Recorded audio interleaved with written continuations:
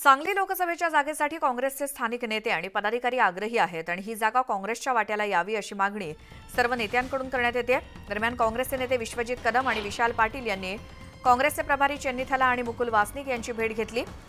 नागपूरमध्ये या नेत्यांमध्ये तब्बल 35 मिनिटे चर्चा झाल्याची माहिती मिळाली आहे।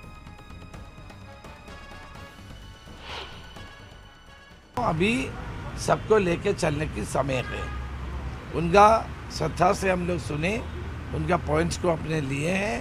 हम इसके ऊपर विचार करेंगे और महा विकास आघाड़ी को स्ट्रेंथन करने का रास्ता हम निकालेंगे।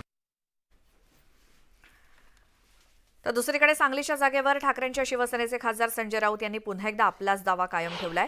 लोकांचं एकच म्हणणं आहे की आम्हाला सांगलीत बदल हवाय। बदल हवा असेल तर सांगलीत एकास एक लढत व्हावी ही सर्वपक्षीय ज्येष्ठ नेत्यांची मागणी आहे। विद्यमान खासदारांविरोधात सांगलीमध्ये खतखत आहे असं संजय राऊतांनी म्हटलंय। तर राऊतांच्या या विधानाला विश्वजित कदम यांनी प्रत्युत्तर दिलं। लोकांचं फक्त एकच म्हणणं आहे, आम्हाला बदल हवाय सांगलीत,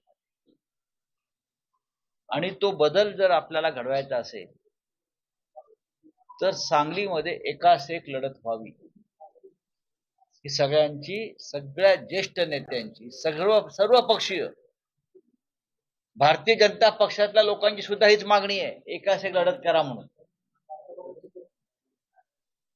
म्हणजे सांगलीतली खतखत किती आहे विद्यमान खासदारांविरुद्ध हे मी पाहतोय गेल्या 2 दिवसापासून। संजय राऊत साहेब कुठल्या अर्थाने काय म्हणतात मला त्याच्यावर टीका टिप्पणी करण्याची आवश्यकता वाटत नाही। सर, ते हे म्हणाले सांगलीमध्ये बदल हवा आहे, जनतेलाच बदल हवा आहे सांगलीमध्ये, संजय राऊत म्हणतात। बदल म्हणजे बरोबर आहे ना, गेले 14ला तिथे भाजपचे खासदार निवडून आले, 19ला भाजपचे खासदार निवडून आले।